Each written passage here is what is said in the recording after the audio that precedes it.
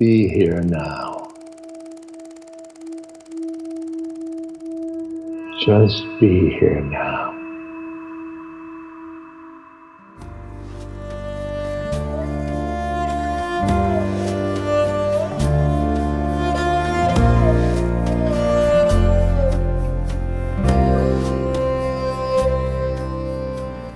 Welcome to the Krishna Das Pilgrim Heart Hour. In this podcast, Krishna Das shares his warm-hearted and down-to-earth path to the divine. If you are interested in supporting Krishna Das's podcast, please go to BeHereNowNetwork.com/KD. Hey Krishna, what advice would you give your younger self? Chill the fuck out. That's what I would tell myself. Relax, boy. Take it easy. Yeah. I'd give myself... I'd sit my ass down and give myself a talking to. That's for sure. Can you talk about practice some more? Is chanting enough, or is meditation necessary too? Well, I asked Siddhi Ma the same question once. Not quite like that. But, you see, Maharaj-ji used to always tease us. He used to look at us and he'd say, I have the keys to the mind. I could turn your minds against me. And we would say, Baba, don't do that, don't do that. And he would laugh. And he'd say, I'll transfer you. And we don't do that, don't do that. But the thing was, so one time I said to Siddhi Ma, I said, Ma, if Maharaj-ji has the keys to the mind.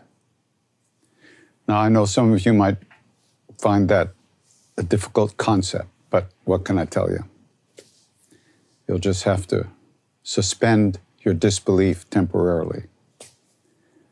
I said, Ma, if he has the keys to the mind, then that means, to me, that I am where he wants me to be, where I'm supposed to be, but where he places me. So I said, Ma, so then what's the deal? Is there effort necessary, or is it all his doing? Is it all his grace? So she said, Krishna Das, it's all grace, but you have to act like it isn't. So what does that mean? It's an incredible statement. It means that on one level, everything is unfolding perfectly the way it's going to unfold.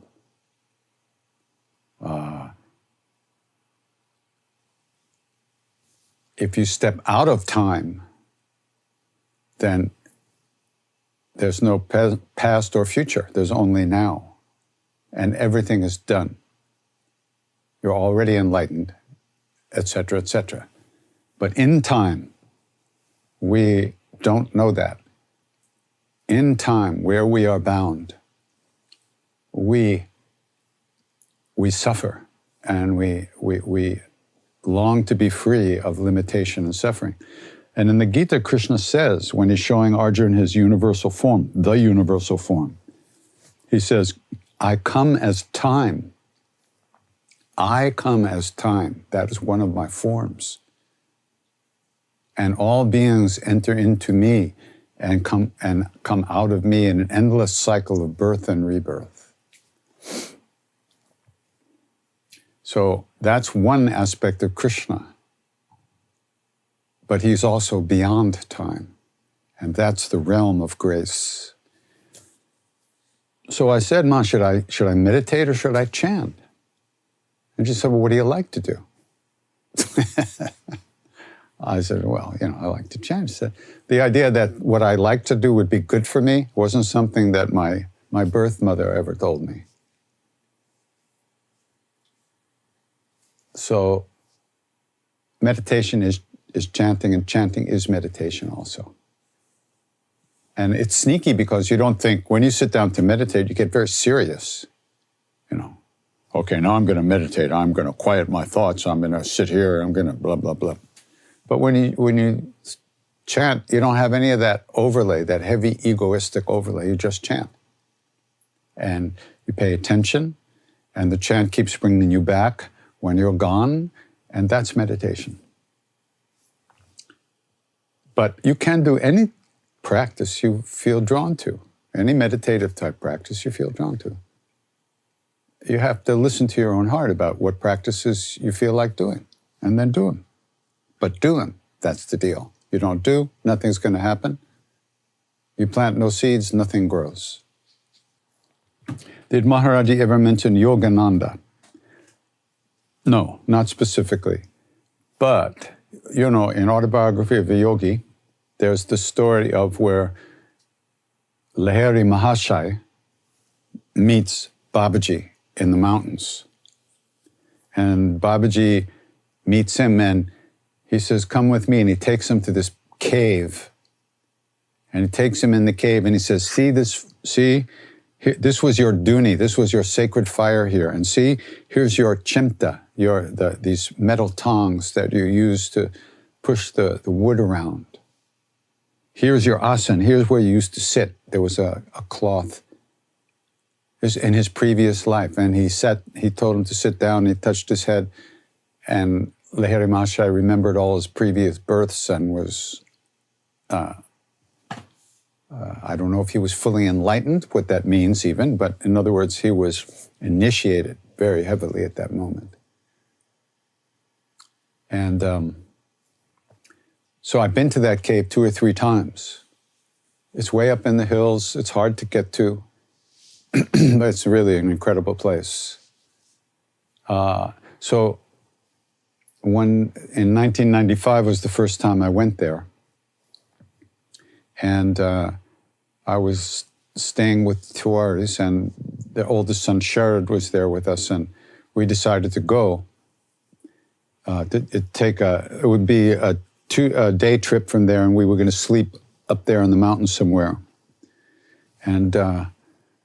Tiwari, KC Tiwari, said, oh yeah, one day, I remember now, I was up there once with Maharaj-ji, walking on those hills, and he pointed to this little area, and he said, oh, up there was Lahiri Baba's cave. I was there. What does that mean? We have no idea what that means. But Maharaj-ji knew all about that. So that's the only thing about Yogananda that I heard.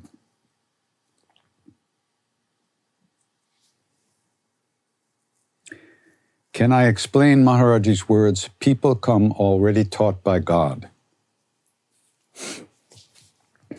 And the next phrase was, anyone who poses as a teacher does so for the sake of their own ego. That's what he said. I can't explain it because I'm not him. I can't really understand his words from the place he's talking from. But what I do feel about it is that program is running. Karma is unfolding. Everyone is, in a sense, doing the best they can with what they have to live through. And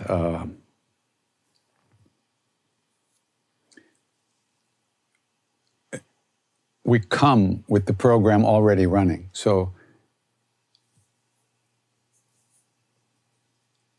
you just have to kind of surrender. From the point of view of a devotional path, surrender is the only thing that's required. Giving up your egoistic will and diving deeper into your true will, into your true self. And understanding, like when I hurt my knee in India, I was obsessing about what happened, what kind of karma is this, blah, blah. So Maharaj-ji, a couple of different things happened. One thing happened, I figured I was going to have to go to the hospital because I stepped in a hole and my knee was like swollen, completely swollen. And I could barely walk. So we weren't supposed to come to the temple until the afternoon.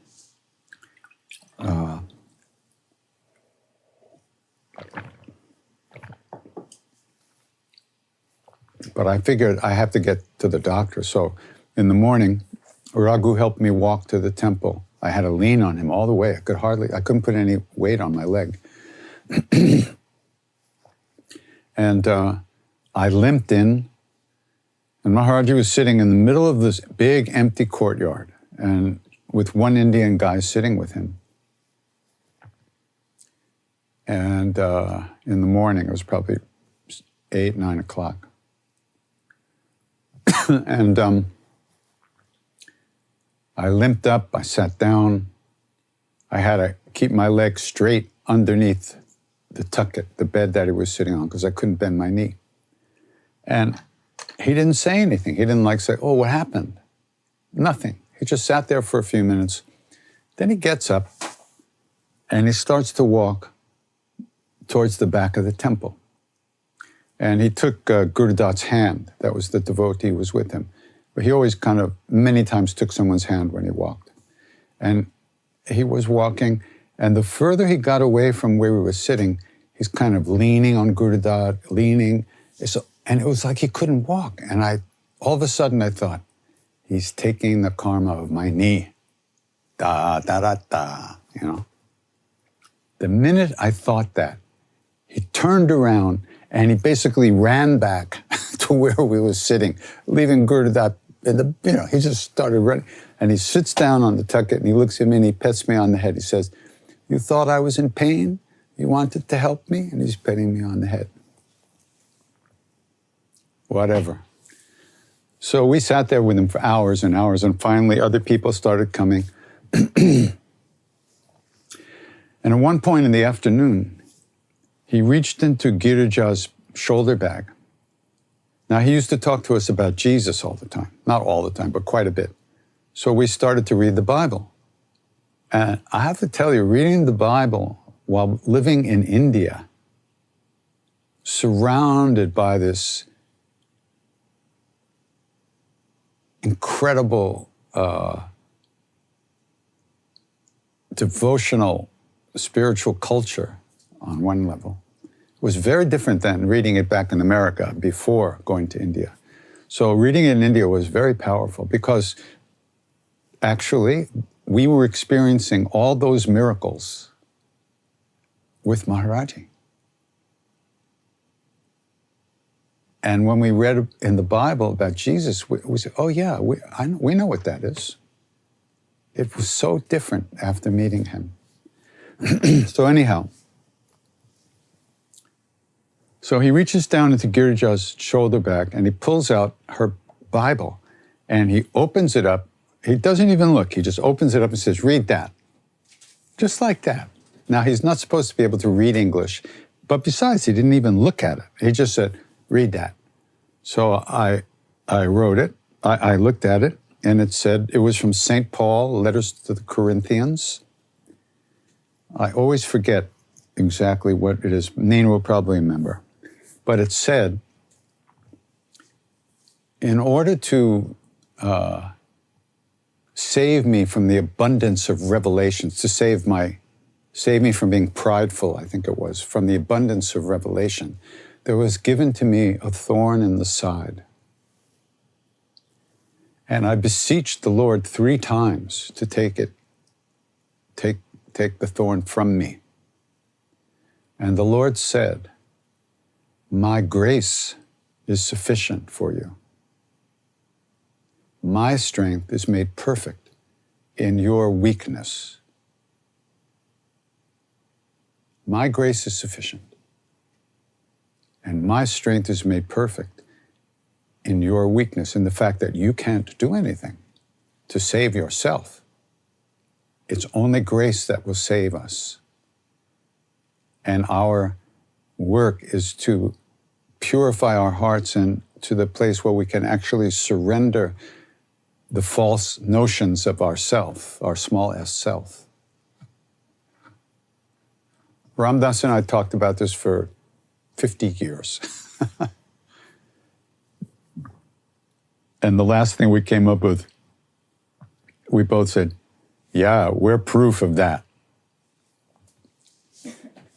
And it's a very subtle concept. Surrender is not giving up. It's not giving oneself up to another's power. Surrender is dissolving in love. It's not a power trip. It's the recognition of the way things are. It's a recognition that the Atma, the self, the capital S self within us, our true nature, is no different than the supreme Atma, the Paramatma, supreme being. This is a reflection. The same light is reflected in not just me, but everyone. Our true nature is not different, but we don't know that. So, by doing practice, by coming to try to understand what the path is about, we're constantly letting go of being stuck in our thoughts. And every time we come back, the glue that holds us to those erroneous thoughts and emotions, the stories that we tell ourselves about ourselves that we're not even aware of, the fact that we believe everything we think. Really? So it starts to thin out the glue that holds us to those. And little by little, we gradually but inevitably begin to sit more deeply in ourselves, in our true self. And that's the short answer.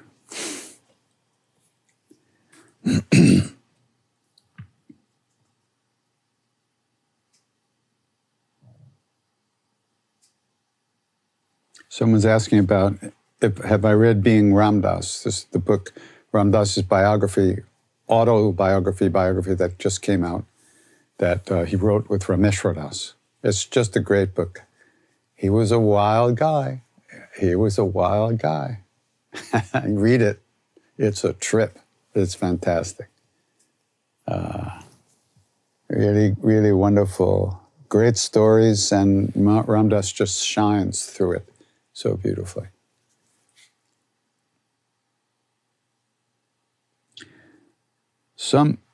I don't know these chanting. What do they mean, please? It sounds like you're Indian and you don't know the chanting. I don't know what to tell you. These are the names of God. That's all they are. The names of your own true self. The names of that one in which we live. Through the repetition of the name, everything is accomplished. Maharaj-ji said, Ram Nam Karne Se Sab Pura Ho Jata Hai. From going on repeating these names, everything is brought to fullness and completion. It's spiritual practice. The intellectual understanding of all these names is not required. It's not even useful, as far as I'm concerned. Other people will tell you other things. You pick what you want to do.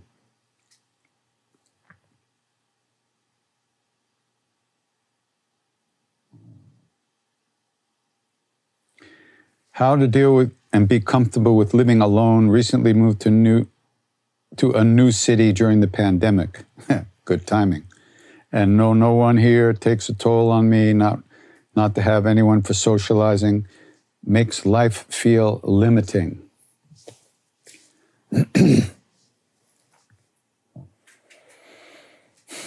There's a difference between lonely and alone. If you've been doing practice for any length of time,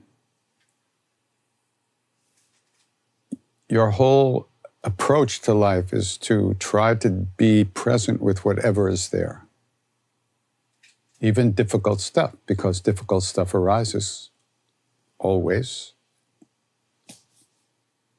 And so, yes, it can be difficult to be alone. Other people would be totally blissed out being alone. Or you'll notice that some days you feel okay, some days you don't feel okay. Don't get caught in the story. It isn't forever. Be here now and use this time to see how dependent you are on the external pleasure buttons and buttons that you push all the time to stay engaged in something and to avoid being eaten by your own thoughts and your own mind. It's a very difficult time for most people because their minds are just devouring in them. All this, I think you could say that so much of the intensity of the social issues and the political issues and the polarizations that are going on now come from the minds of people.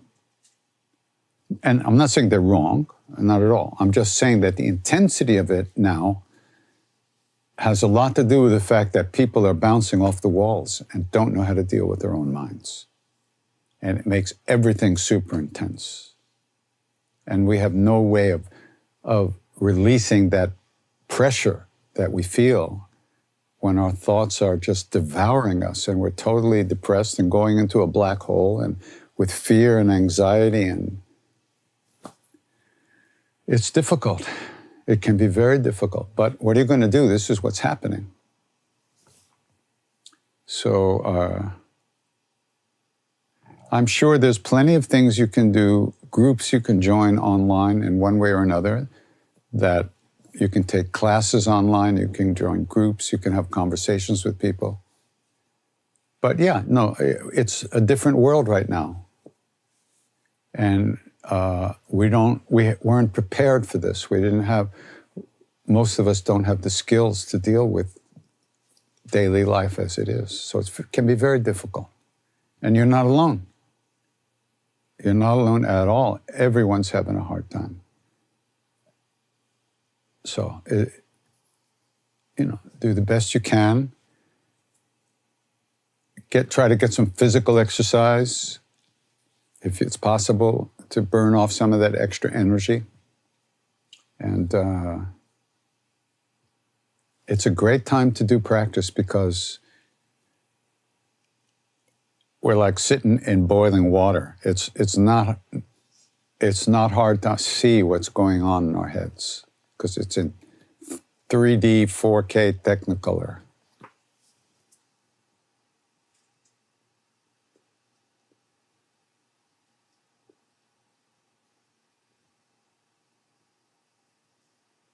So, Nina, you can put in some more questions if you want now.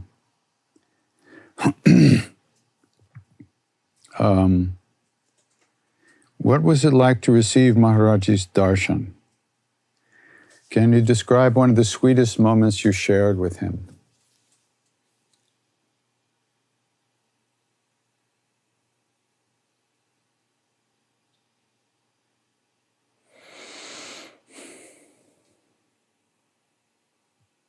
Well, first of all, I first had his darshan. I first felt his presence.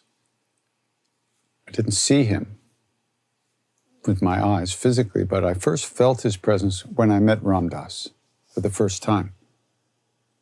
I went up to New Hampshire where Ram Dass was living after coming back from India, after his first trip. And when I walked into the room where he was sitting, without any eye contact, without a word being spoken, I was struck like a lightning bolt. And in that instant, I knew, beyond a doubt, I knew that whatever it was I was looking for was real. It was real. It was in the world and you could find it. This was the first, later I understood that this was my first that I was aware of, my first time of feeling Maharaj-ji's presence. And then, of course, a year and a half later, I go to India and meet him in the body for the first time. And, so for the year and a half before that, I was feeling him all the time. I would dream about him. I would feel it was incredible. He was everywhere. Then I get to Kenchi, and we walk in the room where he's sitting, and it was very confusing. It was really shocking, because here was this little guy wrapped up in a blanket. That was Maharaj-ji. But what about what I've been feeling for the last year and a half? It was like, wait a minute, how does all that get in that little blanket? How does that work? It was like, it was intense, but he was so sweet. He was so sweet and loving. That initial kind of, I don't even know what it was, what you could call it. It kind of it calmed down, it disappeared.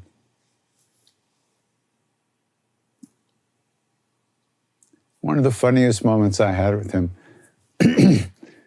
one day I walked to the temple from Nainital, when we were living at the hotel in town. We'd go to the temple every day. So one day I decided to walk over the mountains. It's about 3.5, 4-hour walk. I don't even know. There wasn't really a path or anything, but somehow or other you kind of knew which way to go.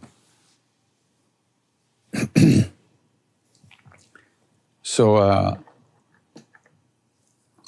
all the way, I was starting to learn Hindi a little bit. And I wanted to do, I was learning this line to say to Maharaj-ji. I was going to bow down to him, offer him these apples, and I was going to say, Maharaj-ji, my life is in your hands. This was my big thing. And for 3 hours, the whole way, I rehearsed this line to myself over and over and over in Hindi. So I get to the temple, and I walk in, and he's sitting all alone outside by himself. It was very rare to see him all alone. So I went up to him, I bowed, I gave him my apples, and I said to him, Maharaj-ji, your life is in my hands. He went, and he hit me on the head, go away, go. And he laughed. It was so funny.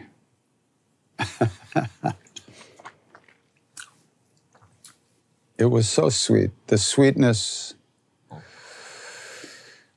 oh. If you imagine in your heart of hearts what it is you want to feel,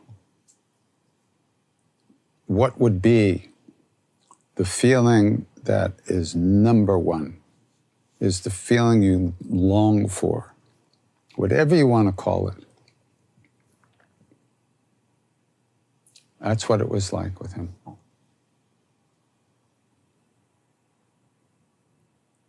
Not always. Many times he would keep everything like a little crazy and chaotic, because to kind of keep us from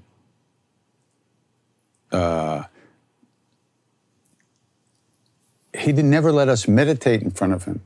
Like if we tried to sit and close our eyes, he'd hit us with a banana or an apple,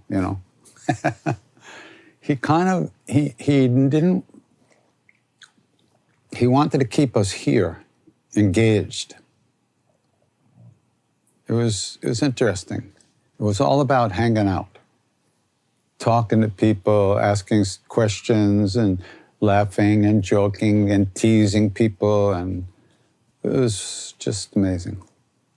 The invocation I do at the beginning is called the Shri Hanumat Stavan. And it's on some of my CDs.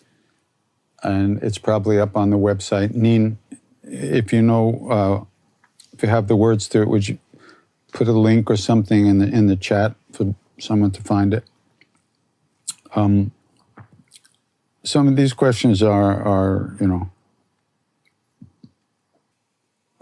many of us have friends, some very close friends who have either died from COVID or are sick right now in the hospital right now. So I also have a number of friends who are going through it. You just wish the best for them. You can offer the so-called merit of your practice for them, that their karmas lighten and they suffer less, whatever happens.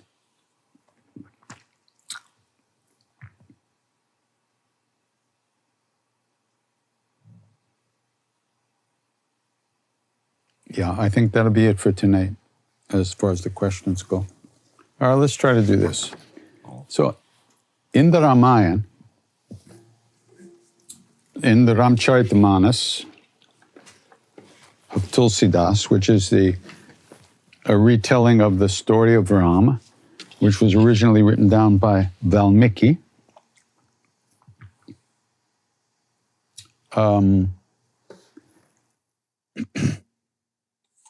there is a long story. I'm not going to tell you the whole story now. But at one point, Sita and Ram, they haven't met yet. And Sita's father, Janaka, is doing a Swayamvara, which is a ceremony where Sita gets to choose her bride, her husband. And there's actually a contest. And there's a bow of Shiva in Janaka's kingdom. And it's supposedly Shiva's bow. And the story is that whoever can break this bow would be worthy of being chosen by Sita as a husband. So kings and princes from all over come to try to break this bow and qualify for being chosen. So Ram and Lakshman are sent there by their guru.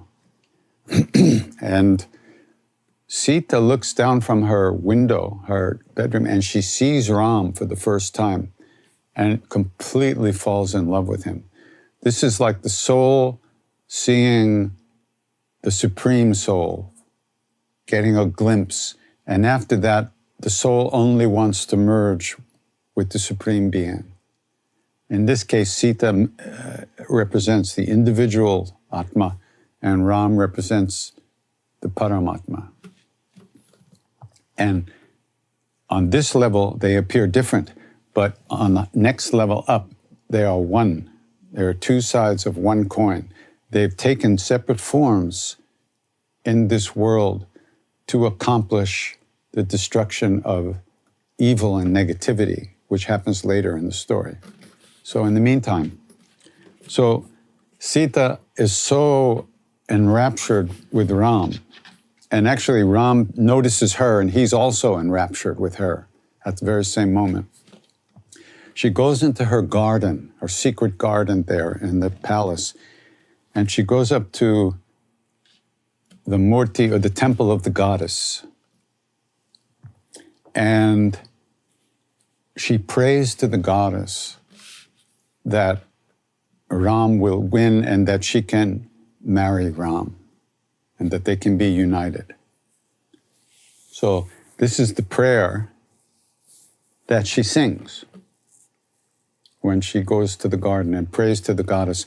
And then when she finishes praying, the mala, the flower garland that the goddess is wearing falls from her neck into Sita's hands. And then Sita knows that her prayers have been answered. It's just a beautiful, beautiful, beautiful part.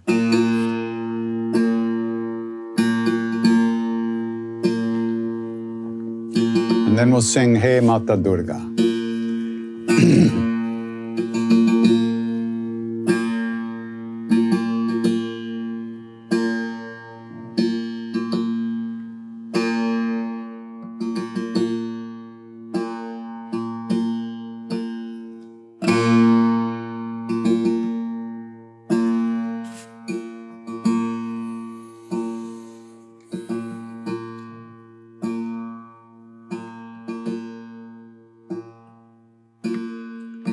Jaya Jaya Girivara Raja Kishori Jaya Mahesha Mukachanda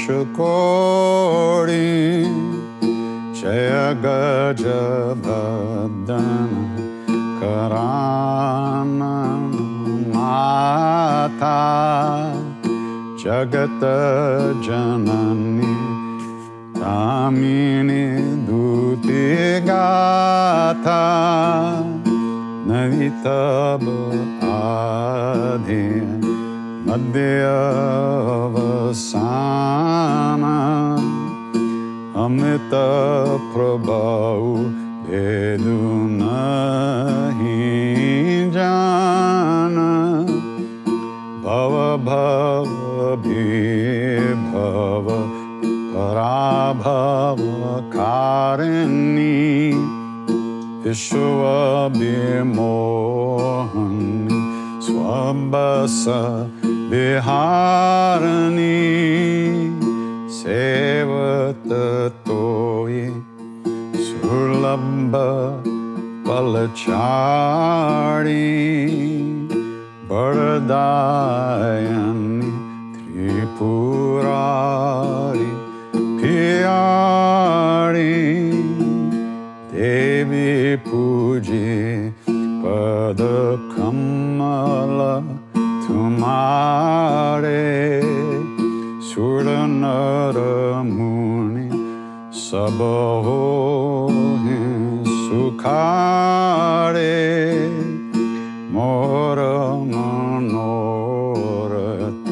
Janahu Nike Pasaur Sada Ura Pura Sabahi Ke Kinhe Pragata Nakarana Tehi Asakahi Charana Gahe Dehi Vinaya Prema Pasabhai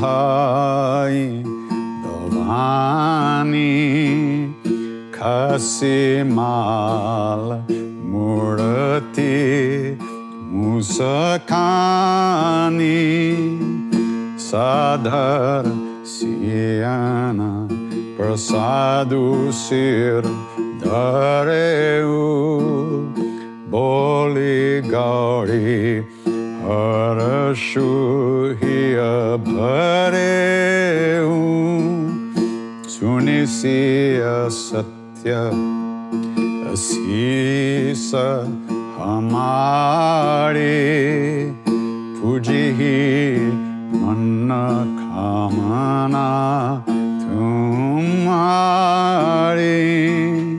Narada Bhajan Sada Suchi Sacha Sobaru Milehi Jahi Manuracha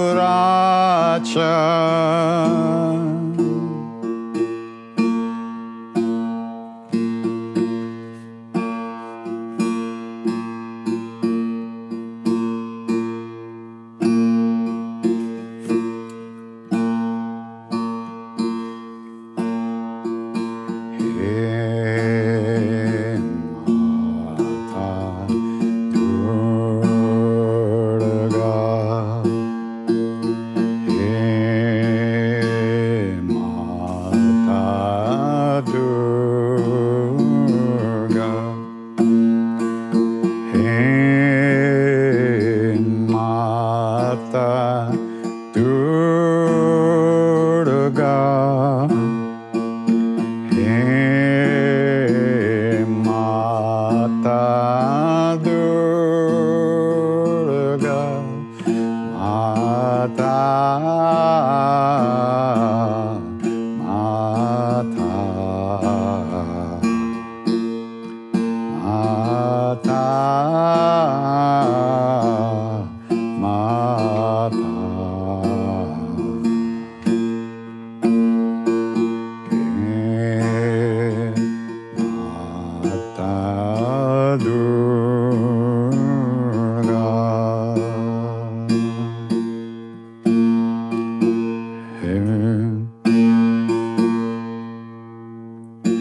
Durga.